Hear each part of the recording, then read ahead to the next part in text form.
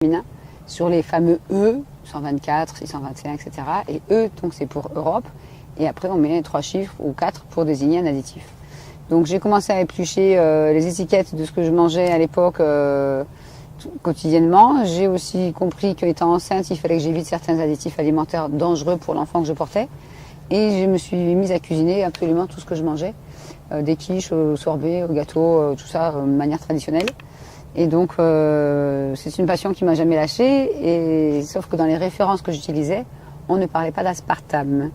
Et ce n'est qu'en 2003, après des années très très difficiles, que j'ai brutalement découvert la vérité sur l'aspartame, on va dire que j'ai découvert la vérité à dose homéopathique. Et d'abord un début de vérité, 25 effets secondaires, puis les 92, et puis en 2005, on m'a offert ce livre imposant qui fait 1020 pages et qui s'appellerait en français La maladie de l'aspartame, une épidémie ignorée. Le scientifique qui a écrit ce livre a étudié les effets de l'aspartame sur ses patients pendant plus de 25 ans. Il a rédigé ce livre avec 1300 cas d'êtres humains qui ont eu des effets secondaires qui partent de la migraine à la crise d'épilepsie, à la tumeur au cerveau, à l'endormissement volant, à la rupture d'anévrisme, l'anorexie, l'obésité, la dépression, etc. Donc il a édité ce livre en 2001-2002 et en France on n'en parle pas. Et donc malheureusement le docteur H.G. Roberts, ancien diabétologue et endocrinologue, nous a quittés il y a 3 semaines. Il est mort à 88 ans de problèmes cardiaques et nous espérons que son livre et son travail puissent encore sauver des milliers de vies, comme cela a déjà fait. Je suis assez triste qu'il soit décédé, puisqu'il a été filmé par une journaliste française très connue et qu'il n'a pas été inclus dans son film, qui s'appelait Notre poison quotidien. Donc voilà, mon livre est aussi édité en hollandais, où on en est à 150 000 exemplaires, il y a 6 ans, en espagnol, en italien, et la dernière version, c'est la version roumaine, avec un joli petit garçon qui mange une magnifique sucette colorée. Et donc j'aime bien la couverture de celui-là aussi. Mais l'idée, c'est de pouvoir permettre aux consommateurs non avertis de décrypter les étiquettes, parce qu'effectivement, il faut souvent une loupe. Tout ça, c'est écrit en minuscules. Si on prend l'exemple de ces horribles petits friandises, ben là, vous avez le mot Big Ben écrit en gros. C'est des imitations de petits bonbons bien connus, mais moins chers. Et là, pour lire ça sans loupe, là, derrière, c'est pas facile. Donc du coup, il faut une loupe et pour découvrir avec quel colorant c'est fabriqué. Donc si on cherche un peu, on va chercher, il y a plusieurs langues, donc c'est malheureusement vendu dans de nombreux pays. Alors cacahuètes, on s'en doute, il y en a 29%. Enrobé de chocolat au lait, 48%. Dragéfié. Donc ingrédients sucre, c'est-à-dire qu'il y en a beaucoup, parce que c'est au début. Je vais essayer de trouver. Cacahuètes, beurre de cacao. Lait entier en poudre, donc il y a des traces d'OGM, parce que c'est du lait industriel. Lactose, pâte de cacao, ça c'est moins dangereux. Amidon de riz, c'est moins dangereux aussi. Émulsifiant, lécithine de soja. Donc là, même le professeur Gilles-Éric Serlini va parler de traces d'OGM, parce que ça sera du soja transgénique. E476, sirop de glucose, ça c'est pour faire grossir. Cyanocarbone, sel de cuisine, c'est très rare de voir ça. On voit sel, mais sel de cuisine. On se demande si c'est pas du sel iodé ou fluoré. Maltodextrine, c'est une source de glutamate monosodique. Dans la maltodextrine, le glutamate libre qui va provoquer l'addiction. Cacao 25% minimum. Peut contenir des traces de noyaux divers et gluten. Ça, c'est pour les allergiques. Et en général, sur ce genre de paquet, on voit les colorants à la fin de l'étiquette internationale. Et là, ils sont bien cachés. Ah, si, ils sont là. Ouhou. Voilà, on a carrément E100, qui est un colorant pas dangereux. E120, c'est un colorant rouge, qui est comme ça. E141, E153, je crois que ça doit être un bleu. E162 et E163. Donc on va regarder dans le livre. Il y en a beaucoup. Et celui qui est au milieu, en général, c'est du dioxyde de titane, qui ne semble même pas marqué sur l'étiquette. Là, c'est grave. Donc E100, c'est de la curcumine, colorant jaune d'origine végétale, donc ça va être celui-là. Après, on a donc du E120, là c'est moins drôle. C'est la cochenille, colorant dérivé souvent d'insectes écrasés ou chimiques. Les résultats de ces recherches sur les effets secondaires à long terme sur le système reproductif et le métabolisme ne sont pas encore disponibles à ce jour et ils pourraient être cancérigènes et mutagènes. En général, c'est de l'hyperactivité, de l'asthme, de l'eczéma, des insomnies, etc. Il est très très utilisé. J'ai vu un monsieur ce matin qui a acheté mon livre il y a 4 ans et qui prenait un médicament avec un colorant. Et à chaque fois qu'il prenait ce médicament, il faisait de l'asthme. Et en trouvant les références dans mon livre, il a arrêté ce médicament pour prendre autre chose et il faisait plus d'asthme. Quand même impressionnant. Et c'est un monsieur d'un certain âge. Donc après, on a encore du E141. Donc là, il faut être vraiment... C'est un complexe cuivrique dérivé de la chlorophylle et de la chlorophyline. Donc les rapports sont contradictoires et à forte contenance de cuivre. Risque, asthme, réaction cutanée, allergie respiratoire. Donc on va dire que ça doit être à peu près cette couleur-là, orange. Et après, on a encore du E153. Charbon végétal médicinal, donc colorant noir qui serait dérivé de cendres végétales, souvent considéré comme inoffensif, mais avec des rapports contradictoires. E162. Alors, rouge de betterave. Donc voilà. Donc là, encore, on va dire, c'est le moins dangereux. Et on a E163. C'est colorant entre le rose, le violet et le bleu, dérivé de fruits et de légumes.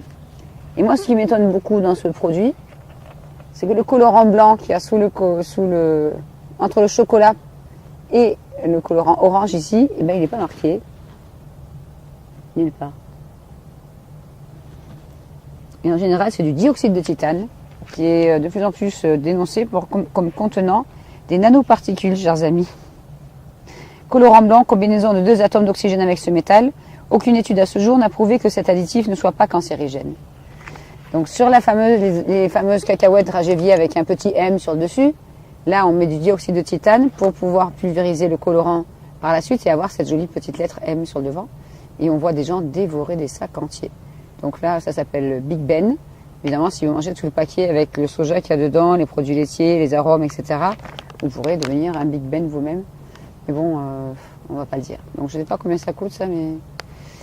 Voilà, sans colorant artificiel, faudrait aller prouver que c'est pas de la cochenille industrielle ou que ça soit vraiment des insectes écrasés, mais bon, ça me donne pas vraiment envie d'en manger. Donc voilà un exemple où il faut vraiment une loupe pour lire ces choses-là. Concernant l'aspartame, vous avez ici donc la photo du docteur H.G. Roberts que vous pourrez encore voir et entendre dans le film Faux sucre, vrai scandale sur Internet. Et donc c'est cet expert qui a écrit cet énorme pavé, comme on dit souvent. Et donc il était endocrinologue et diabétologue. Et dans ce livre, à la page 550 à peu près, il y avait un questionnaire qui s'appelle Survey Questionnaire pour les victimes de l'aspartame. Et ce questionnaire, il se retrouve maintenant dans mon site en français. Et il s'appelle Intoxication à l'aspartame. Donc on prend de l'aspartame pour maigrir, parce qu'on est diabétique, pour éviter le sucre, pour X raisons. On commence souvent malheureusement par des choses comme ça que tout le monde connaît. La boîte est tellement vieille qu'on voit plus les ingrédients derrière. Et on finit sinon par des petites sucrètes moins chères. Où il y en a plus, c'est plus dosé. Moins c'est cher, plus il y en aura. Malheureusement, des mamans ou des enfants pensent bien faire pour éviter l'aspartame qui commence quand même à être dénoncé depuis plusieurs années en utilisant de tels chewing-gums. Et là, en tout petit, en exhausteur de goût, alors que c'est un édulcorant, on va trouver le mot aspartame. Et là, ça va pas. Donc, les effets de l'aspartame sont d'abord neurotoxiques, c'est-à-dire qu'à chaque dose, il ne faut pas attendre de boire 30 canettes par jour. À chaque fois qu'on prend un chewing-gum, une boisson light, une sucrète, l'aspartame se dégrade dans le corps à partir de 30 degrés, va par les chewing-gums et les bonbons. Le professeur Robert disait c'est comme si on consommait de la nitroglycérine sous la langue. Ça va directement dans le cerveau par les chewing-gums et les bonbons. Des millions de chewing-gums sont consommés par jour. Et des millions de bonbons, soi-disant bienfaisants, sont consommés par jour en France par des enfants aujourd'hui, des 8 ans, qui prennent ça dans la voiture avec papa ou maman, ou des personnes âgées qui consomment ça pendant des années.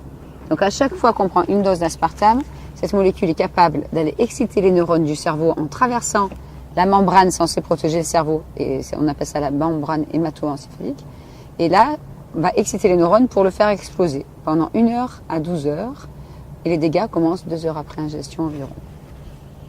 Donc le neurone est immédiatement excité, il gonfle, il explose, et après il reste plus grand chose.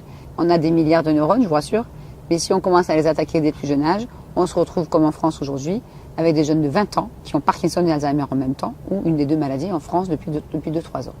Et ça, je n'arrive pas à convaincre les neurologues dans les hôpitaux à Paris, car eux-mêmes consomment des boissons light et ne veulent pas m'écouter. Donc on arrive à des pathologies comme AVC, épilepsie. On a juste 64 000 enfants épileptiques en France aujourd'hui. C'est une maladie qui touchait peu d'enfants il y a 40 ans. Et on ne va pas informer les spécialistes de cette maladie qui s'occupent de ces enfants. Par contre, on va former les instituteurs et institutrices à gérer des crises d'épilepsie chez ces élèves. Voilà. On parle aussi malheureusement beaucoup de l'AVC du nourrisson. Donc là, dans ce livre qui a 1 an, qui est écrit par le professeur Woodrow Monté.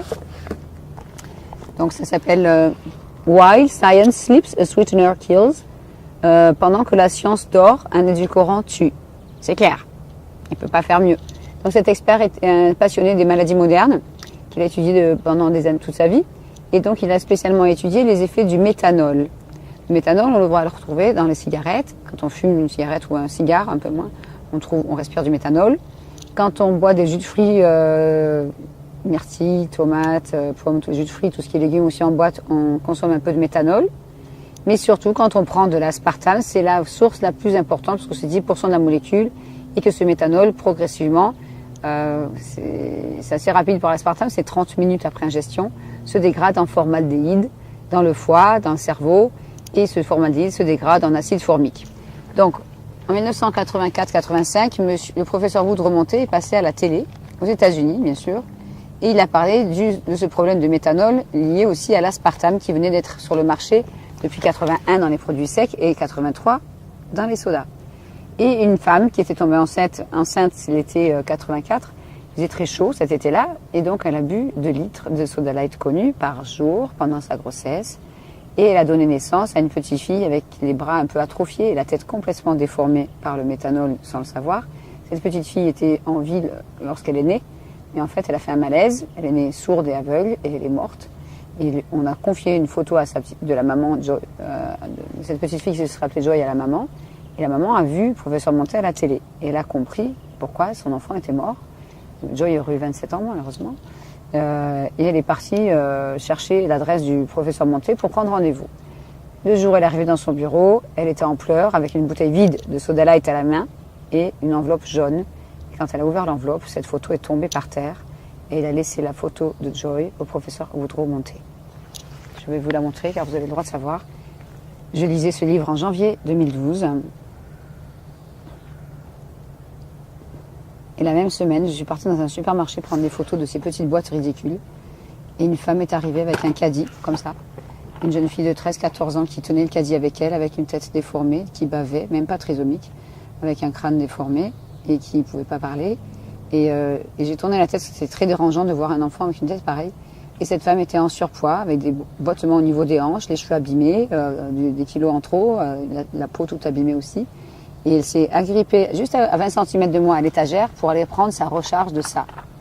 Et j'étais choquée, je pensais à ce livre, je pensais à cette photo de Joy. Et je voyais cet enfant du coin de l'œil, je disais, ah, c'est pas possible ce que je vois. Et cette femme, je lui dis, excusez-moi madame, il ne faut pas manger ça, c'est pas bon pour la santé. Je suis conférencière et on essaye à plusieurs personnes d'interdire l'aspartame dans le monde. Il me dit, écoutez, ça fait 15 ans que j'en prends dans mon café tous les matins, je ne vais pas m'arrêter, je m'arrêterai que quand ça sera interdit. Donc agressive, etc. Ça fait des années qu'elle en prend, donc 15 ans tous les jours. Et c'est pour ça qu'elle a dû en prendre pendant la grossesse, que sa fille est complètement cérébralement déformée physiquement et mentalement. Et donc je n'ai rien pu dire, elle a pris sa recharge, elle l'a jetée dans son caddie, elle a fait 5 mètres, c'était en janvier. Et une amie à elle s'arrête et lui dit, ah bonjour, comment ça va? Bonne année et surtout bonne santé. Et elle me dit, oh, la santé c'est trop tard. Et j'étais vraiment choquée de me dire, mais pourquoi on a laissé faire ça? On sait pourquoi, mais... Et j'ai appelé le professeur Woodrow Monté aux États-Unis et je lui ai raconté ce que j'ai vu. Il me dit, Corinne, j'en vois plein aussi. Et c'est malheureux de voir des enfants, des êtres humains handicapés à vie à cause de cette molécule consommée pendant la grossesse. Donc j'ai montré cette photo et ce livre à certaines personnes du ministère de la Santé le 28 mars dernier. Ils ont tourné la tête et ils n'ont rien fait pour prévenir des millions de Français innocents qui ne sont pas bilingues. Je suis désolée, la photo n'est pas très belle, mais il faut que les gens sachent ce que peut faire l'aspartame. Voici Joy, petite fille qui est morte le jour de sa naissance, donc, à cause de l'aspartame consommé à 2 litres par jour dans les soda light par sa maman pendant la grossesse. Le docteur Roberts, quand il passait à la radio aux États-Unis, parlait de génocide. Et je soupçonne qu'il a tenu les mêmes propos devant cette célèbre journaliste française lorsqu'elle l'a interviewé en 2009, et que ce n'est pas dans le film. Et je suis vraiment déçue parce que maintenant qu'il est décédé, il est évident qu'il ne fera plus d'interview. Maintenant, je vais vous montrer aussi les dessins du livre du docteur Blaylock. Donc ça, le docteur Blaylock, c'était cet expert qui est aussi dans mes relations. Le docteur Blaylock est un ancien neurochirurgien, nutritionniste de pointe, qui s'était intéressé aux excitotoxines, ces molécules qui détruisent le neurone, après des années de lecture d'études scientifiques et de recherche, parce qu'il avait trouvé ce livre-là il y a plus de 22 ans qui s'appelle Le mauvais goût du syndrome du glutamate monosodique. Donc ce livre a plus de 22 ans. Donc du coup, il s'est mis à écrire celui-ci qui est sorti en 1997 avec pas plus de 493 références scientifiques. Il a fait exprès de mettre un maximum de références qui sont toutes à la fin pour ne pas être attaqué. Alors il a subi certaines pressions au départ et puis on n'a pas brûlé sa maison, on n'a pas cassé sa famille, on l'a pas tué. Mais il y a eu aussi des interviews boycottées, des articles de presse annulés, etc. Et ça fait depuis plus de 20 ans qu'il fait des conférences sur ce sujet. Maintenant, aujourd'hui, il dénonce aussi le fluor, les vaccins, les traînées dentielles, etc. Mais c'était un homme extraordinaire qui a fait beaucoup de conférences, de vidéos, qui est aussi dans ce film Faux sucre, vrai scandale. Et dont le papa est décédé de la maladie de Parkinson. Le mien aussi a cette terrible maladie. Et lui, c'était surtout à cause du glutamate monosodique dont on m'a parlé, de ces petits plats en boîte dont mon père raffolait. Et il en mangeait tous les jours. Donc ça fait 20 ans que mon père est victime de cette maladie qui est assez terrible. Donc dans ce livre, on voit les effets du glutamate au bout de 2 heures sur les neurones. C'est un livre entièrement en anglais et assez médical, donc j'ai trouvé personne pour le traduire. Donc ça, c'est à forte concentration. La forte concentration, ça sera une boîte entière de chips. Faible concentration, ça sera quelques chewing-gums, un bouillon cube dans une sauce, etc. Donc là, vous avez le neurone est excité. Effet immédiat, il gonfle. Là, c'est à forte dose. Là, c'est à faible dose, il est un peu excité. Là, il est toujours pareil au bout d'une heure. Là, il a explosé. Et puis, au bout de 2 heures, il reste plus grand-chose du neurone. Donc, du coup, il est évident qu'il est préférable d'éviter de consommer ces excitotoxines rajoutées en excès dans la nourriture industrielle. Et on estime aux États-Unis que ces excitotoxines, surtout celle-là que je vais vous montrer, le glutamate monosodique ou E621, est présent dans plus de 95% des aliments industriels. Donc qu'est-ce qui reste à manger dans ces élevages industriels pour humains? On va dire rien. Et la chose la plus grave, c'est que certains fertilisants contiennent 30% de glutamate monosodique et sont pulvérisés sur des fraises ou du raisin par exemple, qui par la suite, dans les confitures de fraises ou le raisin qui est transformé en vin, on peut retrouver des traces de glutamate monosodique. Donc certains Américains qui sont friands des spécialités culinaires européennes viennent en vacances en Espagne, achètent du vin ou passent en France acheter de la confiture par exemple et rentrent aux États-Unis avec ces produits. Et quand ils en consomment, ils réagissent au glutamate monosodique sans savoir qu'ils en ont consommé puisque c'était dans le fertilisant. C'est affolant. Donc si vous allez sur mon site qui est www.santéendanger.net, vous allez dans la rubrique vidéo mes articles et dans mes articles il y en a un qui a été écrit pour Kousmine et qui s'appelle les excitotoxines. Vous en mangez peut-être tous les jours sans savoir. Et là j'explique bien les effets secondaires, les références, etc. et l'histoire de ce fertilisant qui contient 30% de glutamate monosodique. Donc on n'est pas sorti de l'auberge. Jack Samuels, un très bon ami à moi qui est décédé il y a 1 an aussi d'un problème cardiaque et qui avait survécu 30 fois une intoxication au glutamate, Jack Samuels m'expliquait qu'en fait, c'était vraiment très très grave ce qui se passait dans la nourriture et qu'il fallait alerter le plus grand nombre de personnes possible. Et les dégâts neurologiques au niveau du glutamate monosodique peuvent durer entre 1 heure à 48 heures après chaque dose.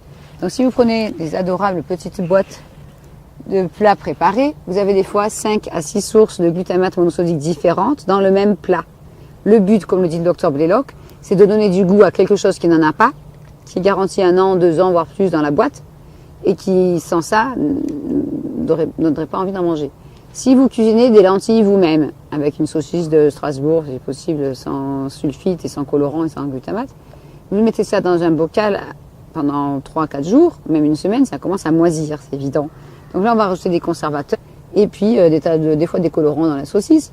Et puis, quand vous allez ouvrir la boîte, il y a marqué engagement, qualité, viande d'origine contrôlée. Bon, vous ne savez pas s'il y a du cheval dans la saucisse, mais bon, voilà. Source de vitalité. Je suis désolée, ça c'est de la tromperie aggravée. On ne peut pas avoir de la vitalité après avoir consommé un produit avec 6 sources de glutamate monosodique. Les premiers symptômes, 15 minutes après ingestion, si on est allergique, ça va être des nausées, envie de dormir, des vertiges, des envies de vomir, des migraines, et des éruptions cutanées sur le visage, voire œdème de Quint, genre gonflement de la langue et de la bouche ou du visage, et là la personne commence à s'étouffer. Donc ceux qui sont allergiques ont de la chance, entre guillemets, ils sont obligés de cuisiner tout ce qu'ils consomment, et surtout éviter aussi l'extrait de levure dans les produits bio qui sont aussi du glutamate monosodique. C'est affolant.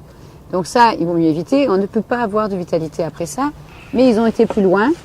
Ils ont fait format croquette pour chien, pâté pour chien, format familial, on va dire. J'en donnerai même pas à mon chien. Et là, les enfants, l'enfant qui m'a donné ça a mangé ça avec sa sœur, son frère et sa maman. Et on dit que c'est un traiteur depuis 1898. Donc là, si on voit les ingrédients, sauce, eau, saindoux, concentré de tomate, farine de blé, sel, sucre, gomme de goire, arôme. Dans l'arôme, il peut y avoir 3 fois du glutamate monosodique, qui sont au pluriel. Exhausteur de goût, glutamate de sodium, donc ça fait déjà 2 fois, si c'est pas 4. Haricots blancs précuits, on s'en doute. Charcuterie, viande, 22%.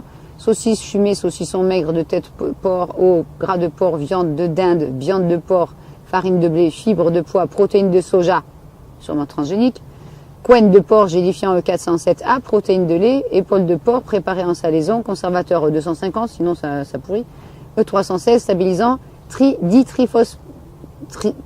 stabilisant ditripolyphosphate. Et ça, c'est censé être un plat familial avec moins de sel. Je préfère rigoler parce que... Donc j'en donnerai même pas à mon chien, même si quand j'ouvre des boîtes que j'achète des fois pour les prendre en photo, rien qu'à l'odeur du glutamate, ma chienne est toute excitée, elle me suit partout, elle sent ça dans la pièce et je m'empresse vite de mettre ça à la poubelle et fermer le sac et aller le mettre dehors. Parce que rien qu'à l'odeur, ça rend un peu excité. Donc c'est aussi dans cette boîte de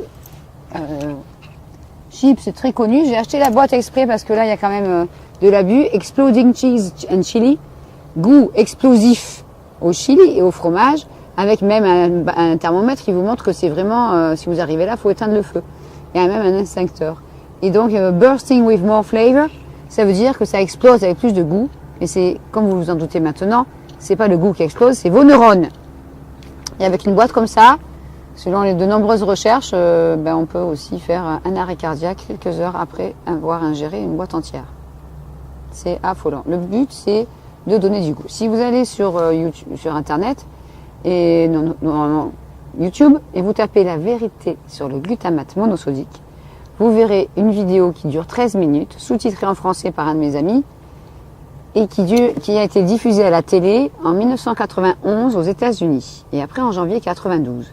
Si cette vidéo avait été rapportée par les médias français à la télévision à l'époque, nous aurions moins d'arrêt cardiaque, d'AVC, d'obésité, nous aurions moins d'enfants hyperactifs ou dérangés, nous aurions moins de Parkinson et d'Alzheimer, entre autres, voire des cancers. Car l'aspartame peut déclencher un cancer et le glutamate le fait grossir comme un feu de paille, car la tumeur cancéreuse, selon le professeur Blaylock, se nourrit de glutamate monosodique. Or, qu'est-ce qu'on fait dans les hôpitaux? On ne donne surtout pas de conseils en nutrition. Quand la personne sort de son cancer et rentre à la maison, pour lui faire la fête, on va lui cuisiner un plat avec des bouillons cubes, on va lui donner une soupe en sachet ou des chips pour faire la fête et des bonbons. Certains enfants, maintenant qui sont grands, ont aussi offert des petits bonbons aux plantes bienfaisantes à leurs parents ou des chewing-gums menteur-gomme. Et là, le cancer revient et la personne décède quelques mois, voire quelques années plus tard. Et après, les enfants disent « j'ai empoisonné mon père ou ma mère ». Mais c'est pas leur faute. Donc du coup, qu'est-ce qu'on peut imaginer comme histoire? L'histoire de Blanche-Neige, que j'utilise avec les enfants. Quand je fais des ateliers pour enfants, parce que j'explique pas la même chose aux enfants qu'aux parents, d'où l'intérêt de faire un atelier pour enfants, par exemple, un vendredi après-midi dans une école maternelle, primaire, un collège ou un lycée, et le soir, si nous avons une pièce à disposition, faire une conférence pour les parents. Donc pour les enfants, j'utilise cette histoire avec la sorcière. Pourquoi la sorcière fait la pomme? Est-ce qu'elle est belle? Est-ce qu'elle est pas belle? Est-ce qu'elle est intelligente? Est-ce qu'elle est pas intelligente? Pourquoi elle mange pas sa pomme? Et après, on passe à Blanche-Neige qui la mange, parce qu'on lui ment. Et Blanche-Neige tombe par terre, s'endort pendant des années, soi-disant, jusqu'au jour où le prince charmant vient l'embrasser et elle se réveille. Donc les enfants rigolent, quand on parle du prince, ils font ah. Donc voilà. Et j'explique aux enfants après, vous êtes tous des princes et des princesses, vos parents vous aiment, et pour vous faire plaisir, ils vont vous acheter une petite sucette qui tache la langue, des petits bonbons pour vous faire plaisir, des petites chips pour l'apéritif, voire des bonbons gélifiés. Parce que les parents ne savent pas ce qu'il y a dans ces produits. Là, il devrait y avoir les ingrédients sur le papier, là où c'est plissé. Ils n'y sont pas. C'est pas vraiment légal. Et le temps qu'on ait enlevé le papier, de toute façon, on n'irait pas le lire et on a déjà la sucette dans la bouche. Ce colorant, c'est du E133, bleu brillant FCF, qui est toxique. Et dans les années 70, il a été injecté dans la peau de rat et ça a provoqué des cancers au point d'ingestion. On dit rien, on laisse faire. Donc c'est un colorant qui a envie de sucer ça. Ça fait penser au ciel, de vacances, à la plage, au bleu, ça détend. Et l'enfant va avoir très rapidement la langue bleue, la salive bleue, les gencives bleues, les lèvres bleues, et il rigole. Seulement le colorant, il faut bien expliquer que c'est le même utilisé dans des petits gels douche qu'on distribue gratuitement dans certains hôtels. C'est la même couleur, sauf que c'est pas le même code. Donc dans la nourriture, c'est E133 ou bleu brillant FCF, quand ils mettent le nom et pas le code. Ou dans les cosmétiques, comme ce petit gel douche gratuit, du CI 42090. Colorant bleu de synthèse utilisé dans des tonnes de bonbons, de sucettes, de chewing-gum, de cosmétiques, de médicaments. Risque, hyperactivité, asthme, urticaire, insomnie et cancer. Mélangé au 621, ce colorant devient 4 fois plus dangereux. Et on en met dans des tonnes de bonbons pour enfants. Il y a un problème. Donc après on va dire qu'il y a de plus en plus de cancer de l'estomac chez les enfants. Ou de cancer en général de l'enfant. Mais l'enfant, on va lui offrir des repas au McDonald's dès qu'il a fini sa maladie. Ou on va lui donner des bonbons parce qu'il a souffert. Moi, je suis dégoûtée. Je suis dégoûtée de ce que je vois. Absolument dégoûtée. Et quand vous voyez une petite fille qui arrive à mon stand, « Ah, c'est quoi toutes ces boîtes de chewing-gum ?» Elle a plus de cheveux, elle a plus de sourcils, elle a sous chimiothérapie, elle a un foulard à fleurs pour cacher sa calvitie. Et le papa et la maman sont là avec la petite sœur et le grand frère. Ils ont la misère sur le visage, parce que c'est très dur de vivre une épreuve pareille avec un enfant atteint d'une tumeur au cerveau. Et je regarde le papa, je dis, excusez-moi, c'est votre enfant? Ah oui, oui. Elle mâche beaucoup les chewing-gums, elle mâche que ça. Vous avez envie d'hurler, de crier, vous regardez le ciel, il fait beau, vous êtes dehors. Et vous expliquez l'histoire de la Blanche-Neige à la petite fille, vous montrez les effets secondaires de l'aspartame à la maman, et vous expliquez à la petite fille qu'à partir d'aujourd'hui, il ne faut plus jamais qu'elle mâche un chewing-gum de la sorcière qui a fabriqué ça, parce que la sorcière n'en mâche pas. Et la petite fille, elle vous fait un grand sourire, il ne reste plus que sa bouche qui est rose et ses yeux bleus, en couleur sur son visage. Et le lendemain, elle vous revoit, elle vous fait un sourire extraordinaire. Et je ne sais même pas si elle a survécu son cancer. Parce que les techniques utilisées pour, soi-disant, guérir les enfants ne sont pas toujours les meilleures. Donc, Corinne Gouget, elle en a marre de voir des jeunes filles qui ont perdu leur papa à cause de bonbons comme ça, d'une rupture d'anévrisme. J'ai vu une dame aujourd'hui qui a sa maman qui en a pris des années, qui a Alzheimer maintenant, qui est en maison de retraite et qui en consomme encore. Et elle ne savait pas. Je vois des gens qui ont Parkinson, qui ont mangé des tonnes et des tonnes pendant 10-15 ans. Des enfants qui en demandent. Donc après, on s'étonne qu'il y a des AVC chez les jeunes, qu'il y a des tumeurs au cerveau, qu'il y a des leucémies, qu'il y a des cancers de différentes sortes. C'est absolument insupportable. Ici, vous avez un expert qui s'appelle Dr Ralph Walton. Et comme vous le voyez, il est psychiatre. Il faut vraiment aller voir ce film Faux sucre et scandale, parce que ce professeur en psychiatrie qui est un ami, s'occupe de gens avec des troubles psychiatriques aggravés ou provoqués par l'aspartame depuis 1985. Je répète, 1985. Et en France, on dit rien. Qu'est-ce qu'on fait dans les hôpitaux psychiatriques pour adolescents? On leur laisse utiliser ça dans leur café le matin et ils mangent des chewing-gums et l'après-midi, ils se tapent la tête sur les murs. Et on leur donne quoi? Des antidépresseurs qui interagissent avec l'aspartame, comme l'aspartame qui interagit avec les vaccins et qui interagit avec les métaux lourds. Les métaux lourds, pour ceux qui ne savent pas, c'est l'aluminium dans la casserole, dans le déodorant, c'est les métaux lourds que les dentistes vous mettent dans les dents avec le mercure, c'est différentes origines pour les métaux lourds. Et donc on ne dit rien, et on en absorbe, et après ça se mélange avec les bonbons ou les chewing-gums qu'on mâche, et on devient intoxiqué en plus au mercure. Donc je ne vais pas tous les dire parce que le questionnaire est sur mon site, mais l'aspartame peut provoquer des problèmes de vue, donc des taches dans le champ de vision, la vue qui baisse, forte sensibilité à la lumière, perte de la vue, des sifflements ou des craquements dans les oreilles, d'où aussi une forte sensibilité au bruit. Ça va très très loin. Donc les gens vivent avec des bouchons dans les oreilles, surtout pour dormir ou même pour ne pas... J'ai eu une maman qui mâchait ça. Elle mettait des bouchons dans les oreilles pour ne pas entendre ses enfants dessiner sur des feuilles de papier dans le RER. Et après, ça l'incommodait. Elle est partie s'asseoir ailleurs pour ne pas voir ses enfants dessiner qui ne faisaient pas de bruit, ils étaient 3. Donc là, j'étais lui taper sur l'épaule, elle a enlevé son bouchon. Et elle a compris qu'elle souffrait de ça à cause de ça. Donc voilà, 3 enfants. Ça rend les parents psychorigides. Ça provoque des troubles psychiatriques assez importants. Migraine, vertige, tremblement, crise d'épilepsie. convulsions, fatigue chronique, insomnie ou problème pour s'endormir. J'ai vu une jeune fille aujourd'hui qui avait de graves problèmes de sommeil. Réveil dans la nuit, donc on va aux toilettes parce qu'on ne retient pas ses selles et on a soif, on va boire des boissons light parce que l'eau c'est pas bon et on n'arrive plus à s'endormir. Donc le matin on se réveille, on a du mal, on rate le bus pour aller au collège ou on devient agoraphobe. L'agoraphobie est principalement provoquée par les boissons light parce que d'après le professeur donc Ralph Walton à New York, parce qu'on a vu beaucoup des agoraphobes aux boissons light, des sous-marques et des grandes marques, il me disait que ça doit être le mélange caféine et aspartame qui aggrave les troubles de la personnalité. Et on dit rien. Donc ça peut aussi faire essoufflement inexpliqué, au niveau de la psychiatrie, irritabilité, troubles de l'élocution, dépression, tentative de suicide, changement de personnalité, troubles de mémoire, confusion mentale, douleur inexpliquée au visage, aggravation des phobies, des TOC, c'est extraordinaire les TOC que ça provoque, des obsessions pour l'argent, le pouvoir, le rangement, la propreté, la paranoïa peut être aggravée, voire aller jusqu'à la paranoïa aiguë, la peur de la hauteur, l'obsession sexuelle, l'hypersexualité, ça provoque des courts-circuits. C'est très bien expliqué dans ce livre, la page 192. Et donc la personne sent la crise arriver, on appelle ça une attaque cérébrale aussi, et donc elle se sent cette colère monter et elle ne peut pas s'en empêcher. Donc j'ai des mamans qui me disent j'étais pas méchante avant, je suis devenue. Et dans ce livre donc du neurologue Dr Blaylock, on voit que ces attaques cérébrales arrivent souvent dans la partie frontale du cerveau, qui peut donc résulter en crise d'hypersexualité, crise soudaine de déjà-vu, crise de violence, de comportement violent assez rapide, et ça affecte le comportement de la personne de plus en plus. Donc il faut vraiment informer les gens, il est grand temps. On peut avoir une rupture d'anévrisme, une tumeur au cerveau, maladie d'Alzheimer ou de Parkinson aggravée, voire provoquée, changement de personnalité, on l'a dit, essoufflement au niveau de la cage thoracique, palpitations, douleurs dans les côtes, problèmes d'hypertension, arrêt cardiaque, ça il y en a plein.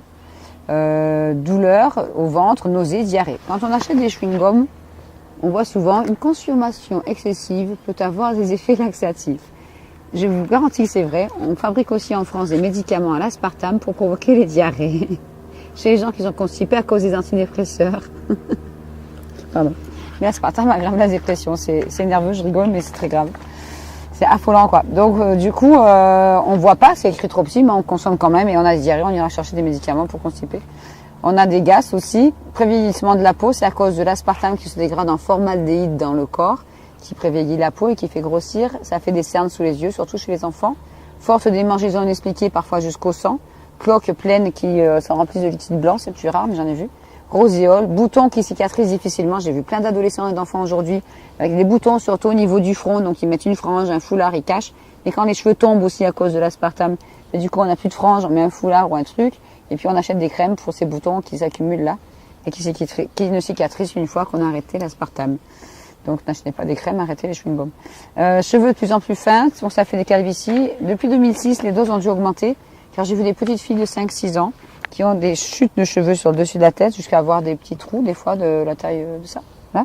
Donc la maman, dans ce cas-là, avait mis des barrettes pour cacher la calvitie de sa petite fille et elle avait un chewing-gum sans sucre à la bouche. Donc je suis intervenue. Pour moi, si je ne fais pas à cet âge-là, c'est non-assistance à personne en danger, comme devraient le faire tous les gens qui sont au courant au ministère de la Santé et qui ne font rien.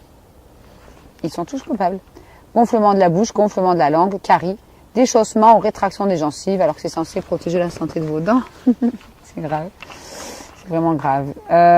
Et donc, en forte dose, oui, on a les gencives qui s'affaissent et les dents qui tombent. Mais à un certain âge, elles ne repoussent plus.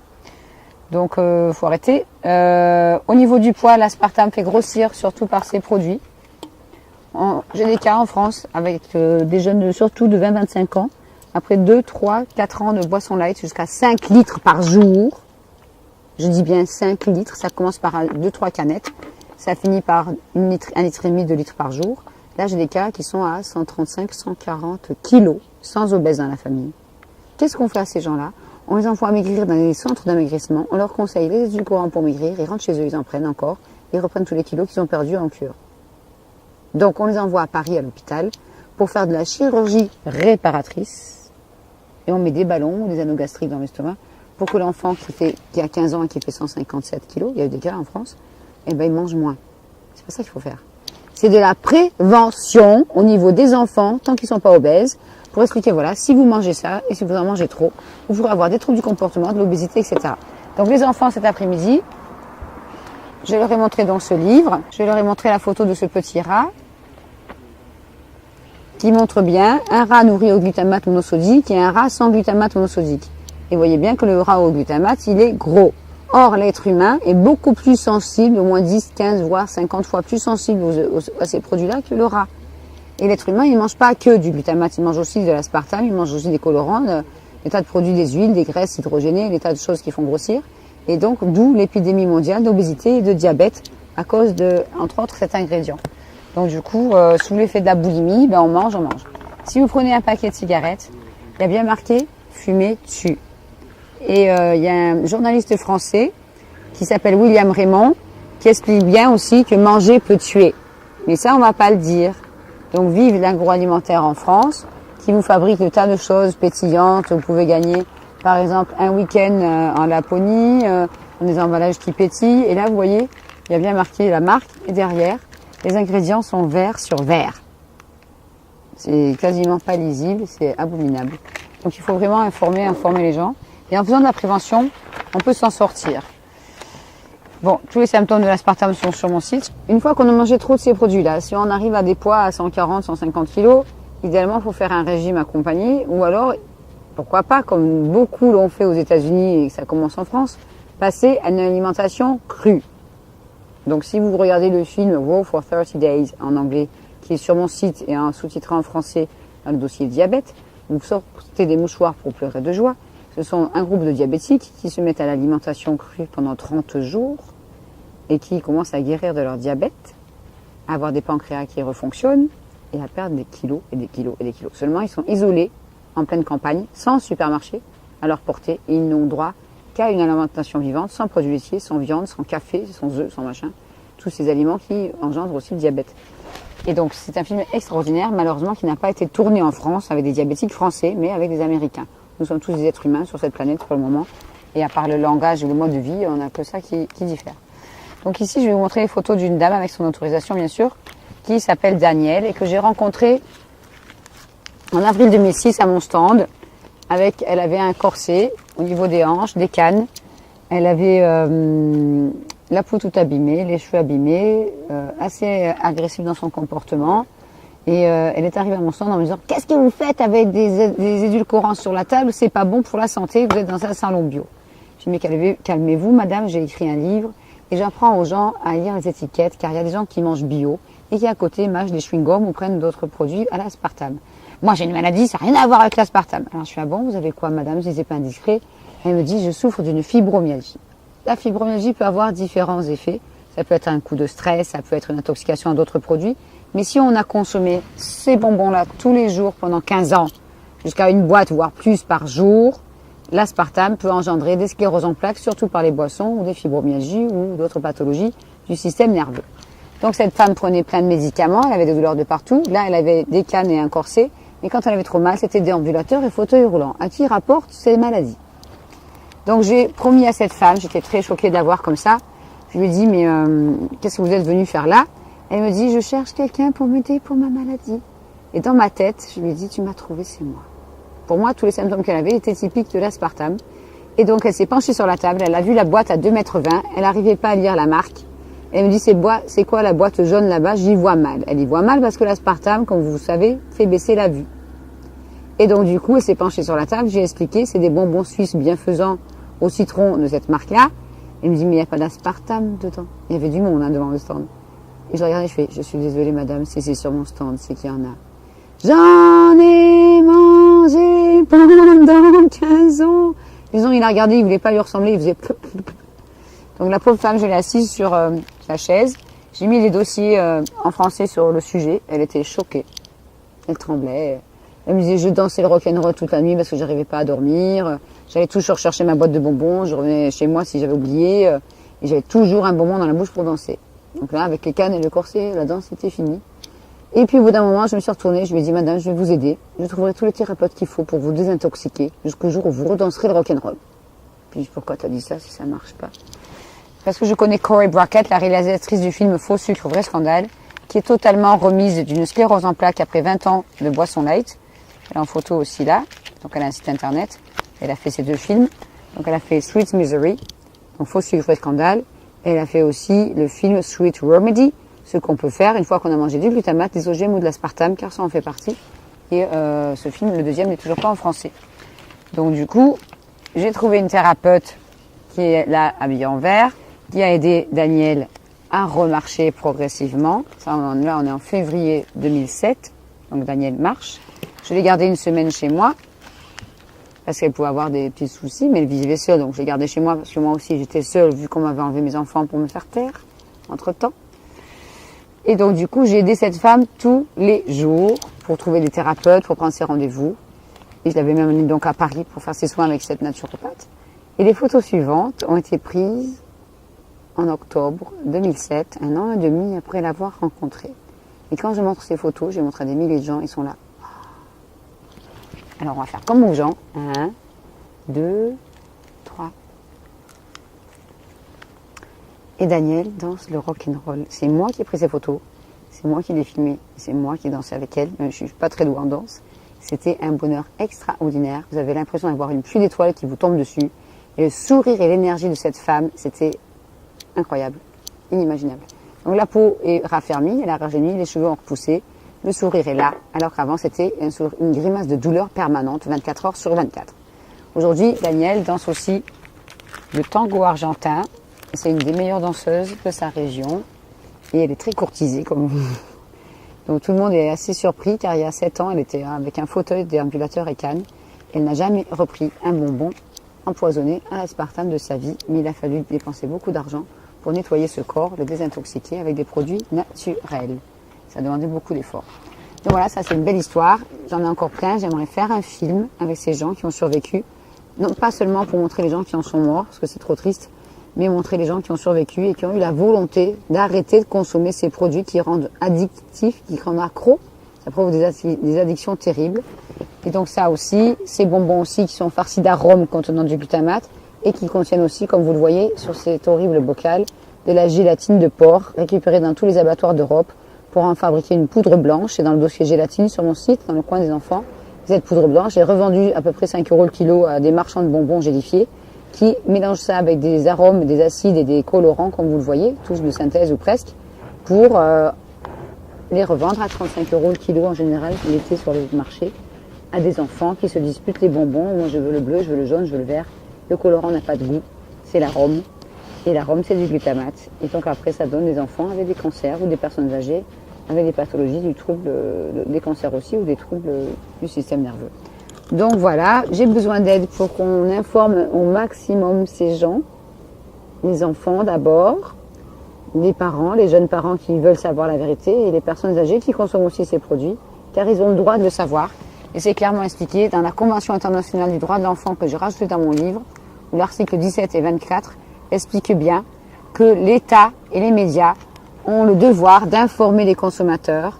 L'État et les médias doivent aussi, il est marqué, remplir je vais vous le dire, je vais recommencer. La Convention internationale des droits de l'enfant de l'ONU du 20 novembre 1989 précise à l'article 17 que les États parties reconnaissent l'importance de la fonction remplie par les médias et veillent à ce que l'enfant ait accès à une information et à des matériels provenant de sources nationales et internationales diverses, notamment ceux qui visent à promouvoir son bien-être social, donc trouble du comportement à cause de ces produits, ça en fait partie, spirituel et moral, ainsi que sa santé physique et mentale. Ces produits agissent sur la santé physique et mentale, tout ce que j'ai sur la table. Si vous voulez rendre votre enfant monstrueux, donnez-lui un paquet de ça. Les médias n'ont pas transféré ces informations et les enfants continuent à manger tout ça. L'article 24, dit bien que les États, donc le gouvernement, doit faire en sorte que tous les groupes de la société, en particulier les parents et les enfants, reçoivent une information sur la santé et la nutrition de l'enfant. Elle est où l'information en France? On ne dit rien. R-I-E-N. Donc c'est un grand bonheur de faire des ateliers pour des enfants comme on a fait hier et aujourd'hui, pour leur faire chasser les additifs, les colorants, les édulcorants, les machins, les trucs. Et ils ont du mal des fois à trouver le mot qui est caché sur le côté. Et donc du coup on met tout ça à la poubelle et après on mange un petit dessert qu'on fait soi-même, sans additifs, sans acide citrique, sans vitamines de synthèse, car on n'a pas besoin de tous ces produits-là quand on mange des aliments frais et si possible sans pesticides. Donc voilà, si vous désirez en savoir plus, vous pouvez toujours aller sur mon site ou m'envoyer un petit mail. Aidez-moi à faire passer le message car des millions de gens sont en danger en France à cause de cette malbouffe qui ne sont que des marchandises à boycotter, comme c'était dit dans le film de Colin Serrault qui s'appelait Solution locale pour un désordre mondial. Et donc voilà, vous êtes les patrons de ces gens-là, vous leur donnez de l'argent, vous votez pour eux quand vous achetez ces produits. Il ne tient qu'à vous d'acheter autrement, de consommer intelligemment, d'acheter vos produits frais, si possible locaux auprès des gens qui les font pousser ou qui les cultivent, ou qui les élèvent, et selon vos choix. Et donc du coup, de donner de l'argent à des gens qui vont pouvoir produire mieux pour vous, qui consommeraient mieux. Voilà. Bonne santé à vous, surtout à vos enfants.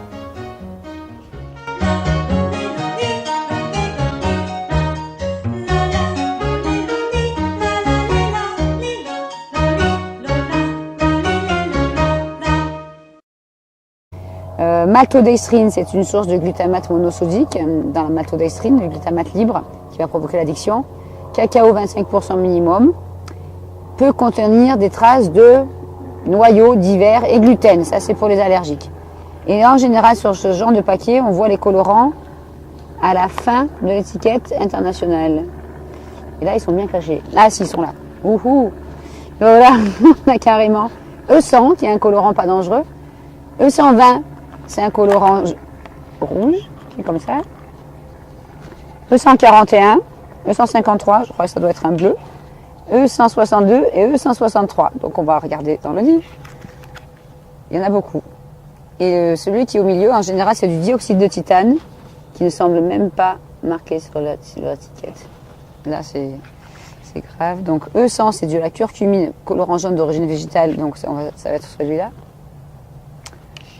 Après, on a donc du E120, là c'est moins drôle, c'est la cochenille, colorant dérivé souvent d'insectes écrasés ou chimiques. Les résultats de ces recherches sur les effets secondaires à long terme sur le système reproductif et le métabolisme ne sont pas encore disponibles à ce jour et ils pourraient être cancérigènes et mutagènes. En général, c'est de l'hyperactivité, de l'asthme, de l'eczéma, des insomnies, etc. Est très très utilisé. J'ai vu un monsieur ce matin qui a acheté mon livre il y a 4 ans et qui prenait un médicament avec un colorant. Et à chaque fois qu'il prenait ce médicament, il faisait de l'asthme.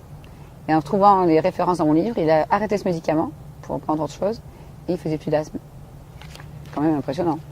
Et c'est un monsieur d'un certain âge. Donc après, on a encore du E141. Donc là, il s'appelait Notre poison quotidien.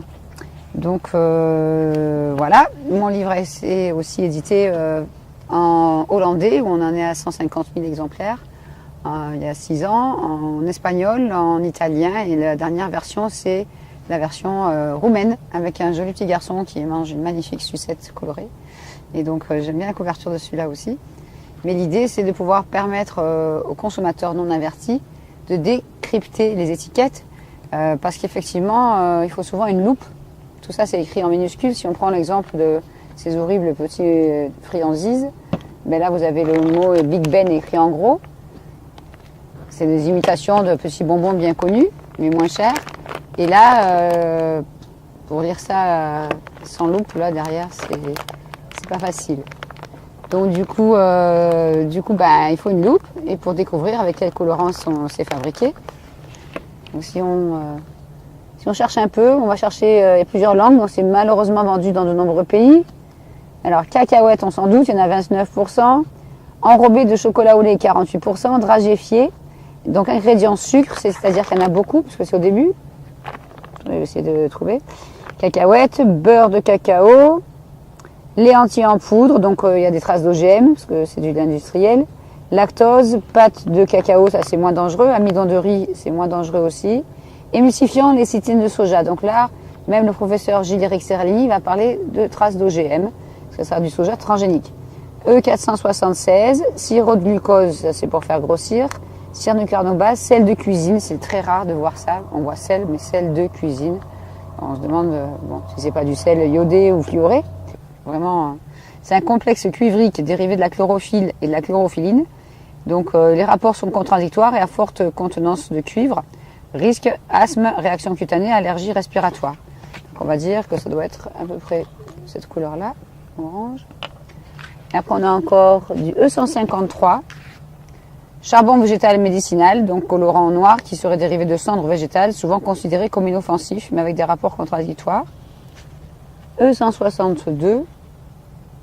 Alors, rouge de betterave. Donc voilà. Donc là, encore, on va dire, c'est le moins dangereux.